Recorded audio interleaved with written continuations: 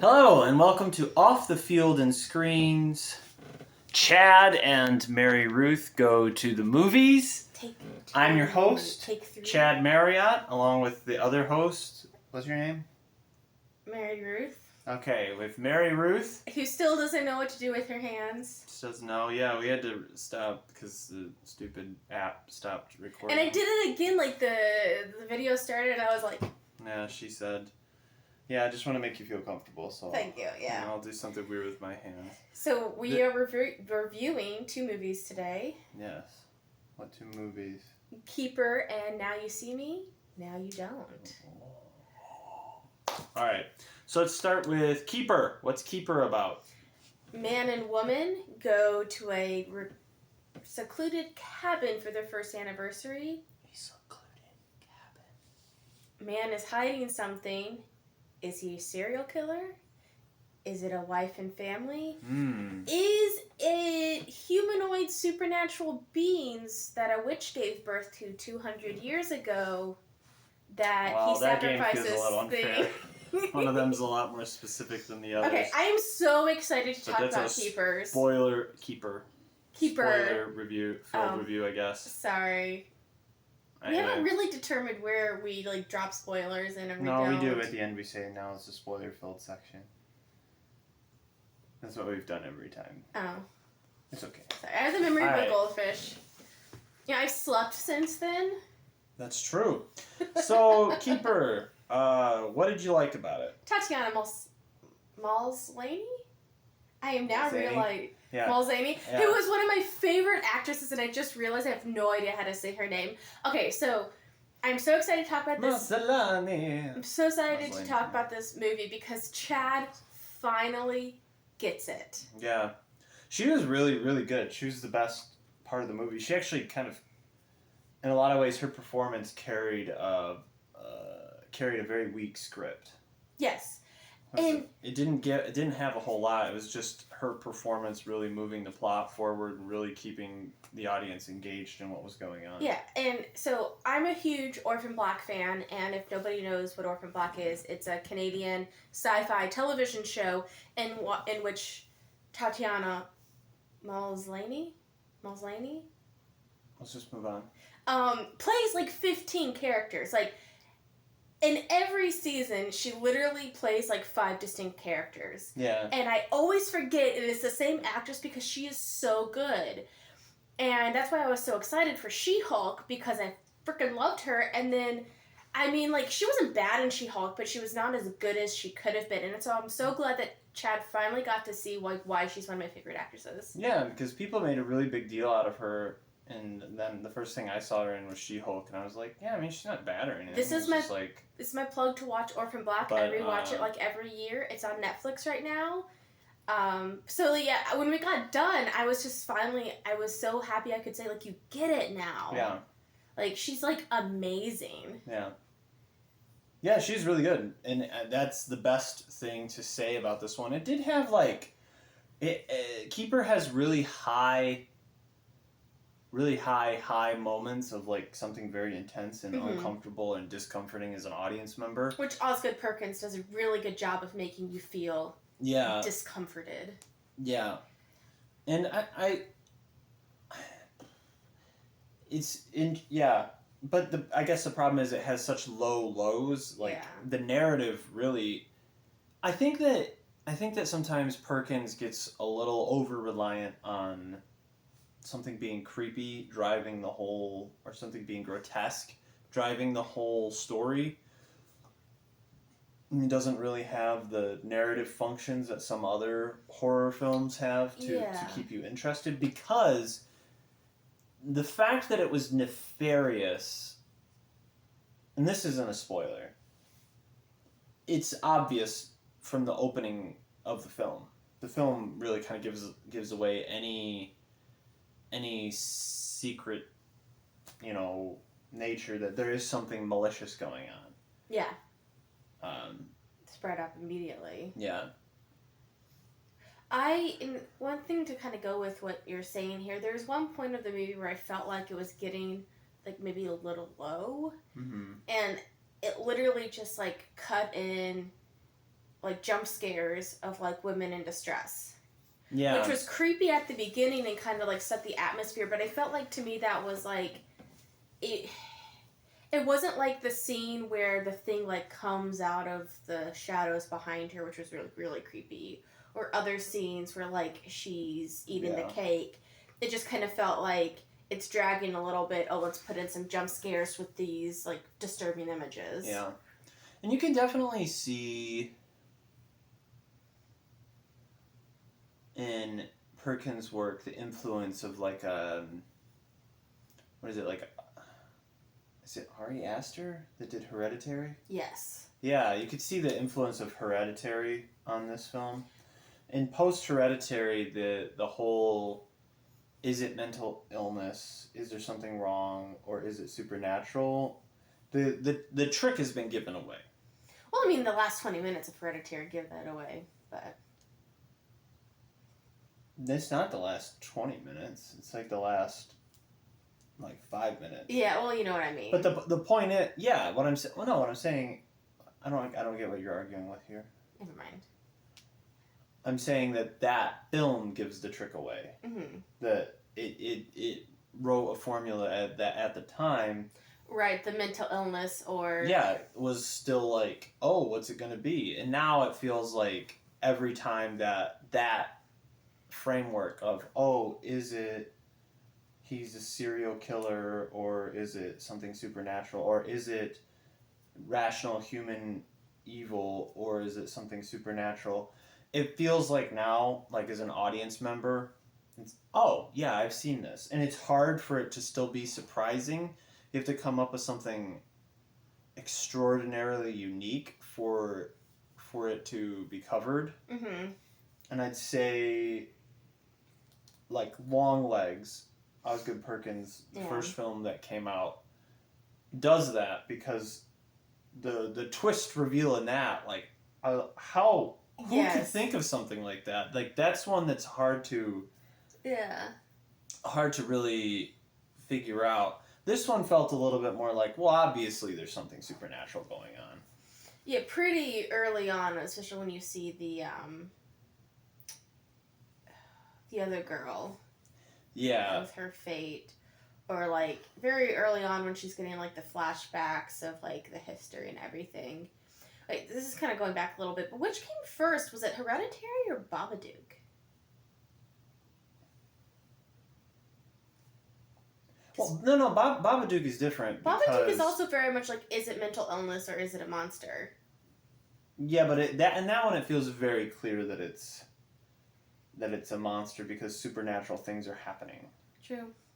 Anyway. Does that make sense? That one does that's a metaphor for a monster's mental illness. It's a little bit different of like, is this where you're really questioning reality. Yeah, but like, I mean, though pre-Hereditary, though it could have been, it is, I think, like one of the earlier ones that even if it is a metaphor, it still plays on that. Is it mental illness or is it a demonic possession or a monster or whatnot? Yeah.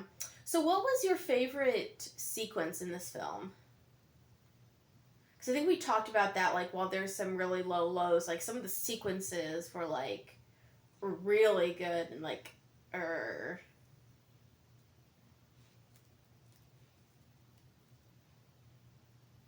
I think both the times the man, which is a Sutherland, comes back in and is surprised to see her. Yeah. Those sequences were like, whoa, that because it wasn't something that had to be shocking. It was something that, like, we saw as an audience that Liz, the character, didn't see. Yeah. Like, there was this special piece of information dropped for us. Like, why is he acting so surprised? To see her, like, he knows she's there. Yeah. He shouldn't be this shocked. Yeah. And then, when he's just telling her the truth and she's like, please tell me about your wife and kids. Oh my god, like, why did you take mine? It was such like a desperate... It was a freaky thing because it was very human. Like, I think that Osgood Perkins' works do better... The better moments are the more human moments. The supernatural stuff, it is scary, but it's more like lasting impact to see a human really breaking down. Yeah, well, I was gonna say, like, there's, like, barely even, like, there's no, like, of the creepy things in the background. It's literally just him laying it out and her, right, like, breaking down and the begging of, like, can we just go back to when I didn't know you? Yeah, can we just go back? Can we just go back? Yeah, like, I think that to me was, like, one of the most disturbing sequences in the film. Yeah. Though I really liked, I think she's dreaming, or no, this is not the dream, but something similar where, like, the bagged person comes out, like she was been in the basement, and the bagged person is there, and then there's the cake with the little creepy fingerprints on it. I also really liked that sequence. I felt like. I don't know why we're getting into. Miming again. Yeah. Like very like that's been in a couple of horror movies lately. I don't know. Is there like a generation of people that are terrified of mimes? Well, do you think it plays on like this idea of somebody acting human, but not like there's something off? Yeah, I guess that's it. Because it's like it's a thing, or a monster miming humanity, pretending to be human, and it looks like performative. So it's disturbing. It's not quite right. Yeah. One last thing. You also talked about the cool scene where the guy ages. Yeah, that was a really cool effect. I wasn't like scared by that. I was like, what? Yeah, like that was really interesting. Yeah, that was super cool. So, where does this rank for you? Okay, I'm surprised I'm ranking it this low, but I loved, like I said, I loved Tatiana in it. I think she did a great job, but to me, like, the lows were really low. Yeah. I think I'm going to, because I think, okay, I'm trying to think about, like, the horror films we saw this year. I think Together was better than this. So I ranked it right below Together. And Naked Gun. So it's... What's the number? That's 25. You have it at 25? Yeah, so it's not my bottom tier. Whoa! What do you have it as? This is my list, isn't it? Yeah. Is it 25? 25. That doesn't happen very often. It does not. I liked it because of certain moments. So 25 out of 38 is not great. But just for, I guess, to reference, I put it above Predator Badlands and below Until Dawn. Which some people are probably thinking, what? You liked that commercial horror film? Yeah, I think Until Dawn's really low for me. Yeah, well, the violence in that was so creative that I was like... Because that one really continuously shocked me with things that happened. I was like, what the... I wonder, too, if I would rank it higher. Like, when we go back and do our re-rankings, it might end up being higher for me. Yeah, alright, so let's turn... to something completely different. Yeah. Why do we do this to ourselves? We saw Weapons and Freakier Friday together, right? It's a good combination. What did we see with Together? Naked Gun. We saw Together and Naked Gun, and we did it again. I think for Weapons, at least we saw Freakier Friday first, but I'm pretty sure we saw Together first. It's just the way lately it's been, it's the way it's been lining up. And this time we went from Keeper to Now You See Me, Now You Don't, which, I mean, that movie met my expectations. Now You See Me, Now You Don't? Yeah, I went in thinking it's going to be the things we loved about the first two, with a little bit of a new twist and some new blood piped in. But, like, we'll see some fun magic, we'll see some fun sequences, we'll get some witty banter and dialogue, and that's what we got. Meh.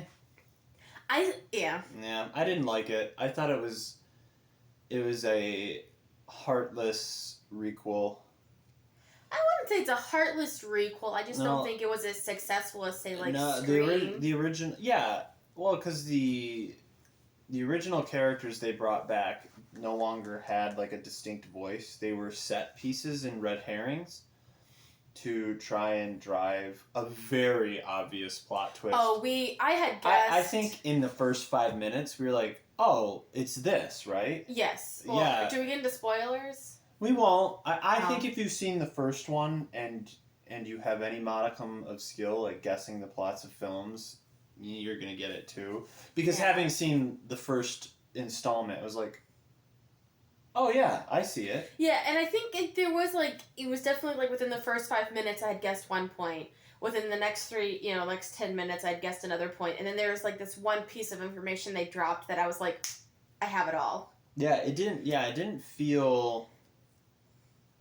It didn't feel like a big surprise, and it almost feels like the original genius of the Four Horsemen works really well because it's four people, not eight. It starts to get unwieldy with how many characters there were. That giving each of these characters a distinct moment and a distinct personality just felt overcluttered. Where some of the characters felt very either jammed in, or some of the characterizations felt a little ho-hum. I do agree that there were too many characters, so you didn't quite get to learn what's new is going on with the old characters, and you didn't really quite get to know the new characters as well. And then of course I was like, well, Mark Ruffalo was in the cast list, where is he? And he gets 10 seconds. There wouldn't have been enough time for him. That's what I thought too. I felt a little bit like there were a number of people that came back to do the movie, probably for the money, because there were some scenes that looked like the actors. There was somebody off set pointing a gun at them, like, "You will do. Now you see me. Now you don't." Well, why do you think that's? Wait, we need to do one spoiler. I think that's why Morgan Freeman died. He's like, give me a bunch of money. Morgan Freeman's character. They died. They killed him for this movie. Yeah. I think that's probably also because at one point they're like, no one was like, your actions got this guy killed, our friend killed. But I think it was kind of like Morgan Freeman was like, pay me a lot of money, I'll come back and you have to kill me. He successfully Harrison Forded it. When the plan resulted in... Well, anyway, it's hard to talk about that without spoilers, but because everything felt so crisp and so clean, the plan, even when it was off the rails, it felt on purpose. There is a glaring thing that happens in this one that is clearly not on purpose, and it never really gets brought up. And it never gets. They're like, oh yeah, that's fine. Because this thing. Okay. And then it felt like. And maybe I'm becoming an old, fuddy-duddy, old, grumpy old man. Becoming? But there was definitely this very Gen Z, we don't need the past, we can do it on our own, we don't need help from anybody, rah, rah, ha, pa, pa, pa. They literally did need help from them, that's why they got them. No, they needed help from, it wasn't from the institution, it was from people, and they used them. Well, it was like, oh, I don't think people for our own good, because we know better, and we can save the world with pluck and our morality. And I'm like, you were young people ones. Are disgusting. No, I was, and I thought everybody that thought like that was a complete and total moron. And I still think that. They're there. No. Well, I don't need a there. It's just that's not the way. It's not truthful.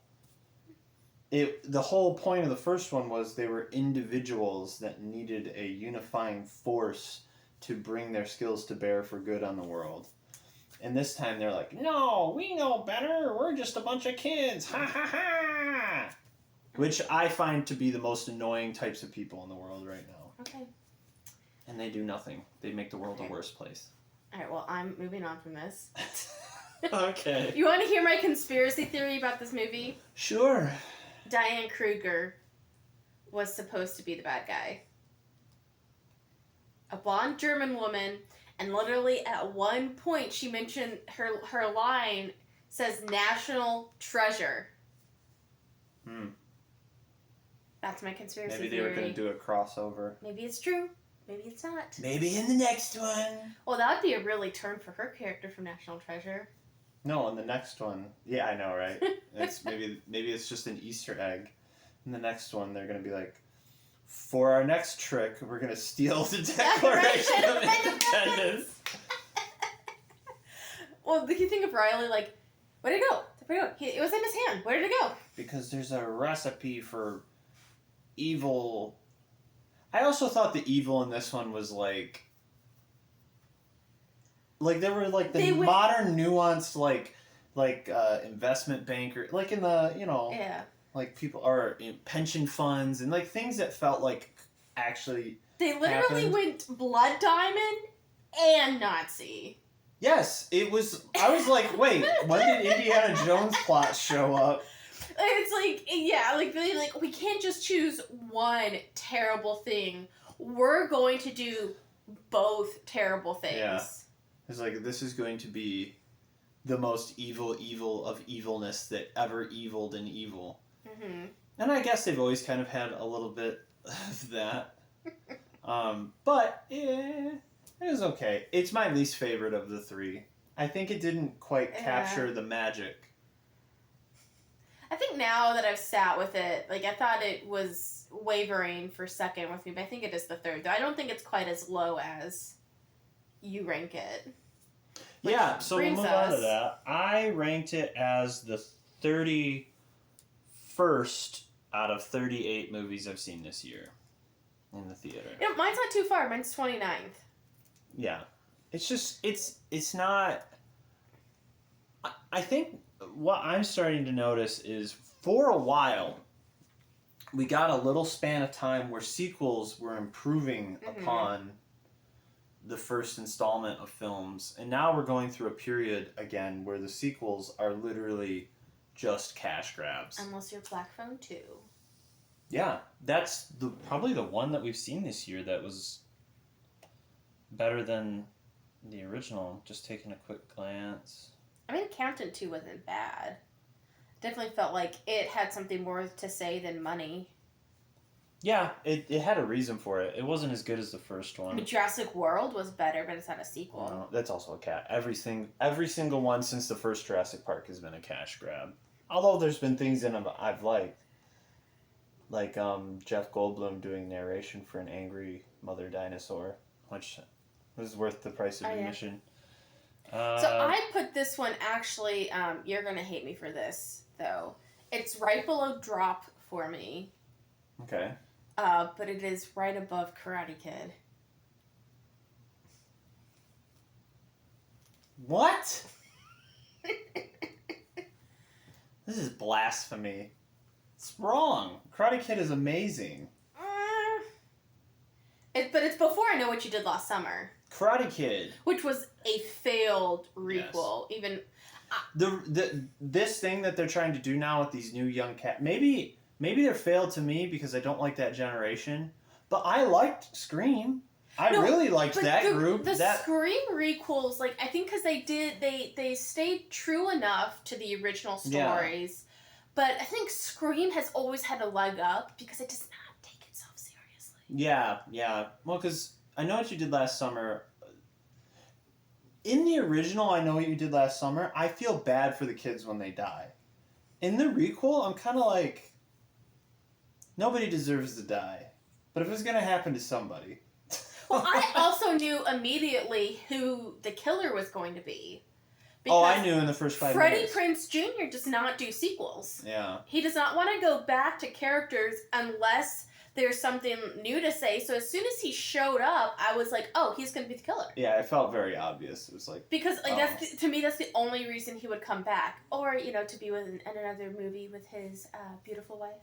Yeah. Buffy the Vampire Slayer. Mm-hmm. That's her name on her birth certificate. That is all. I mean, she's also Daphne. First name Buffy, last name the Vampire Slayer. Name another, a more iconic 90s actress than Sarah Michelle Gellar. There's only a handful. Yeah. Who have done so many iconic roles. How did we get on Sarah? I'm sorry. We got on Sarah Michelle Gellar. Because you've been talking. The 88. Oh, I haven't taken my medication today. No, the ADHD brain is strong. On the internet. All right.